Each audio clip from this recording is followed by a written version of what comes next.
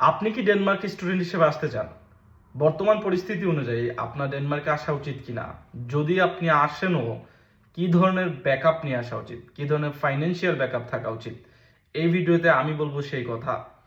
Number one, আপনি student হিসেবে চিন্তা করতেছেন ডেনমার্কে আসবেন, আপনি যেই গ্রুপেরই হন না কেন, আপনি সায়েন্সের, আর্টসের হইতে পারেন, আপনি কমার্সের হইতে পারেন, বাট আপনার সবচেয়ে গুরুত্বপূর্ণ বিষয় হচ্ছে আপনি কত টাকা খরচ করার জন্য ক্যাপাবল।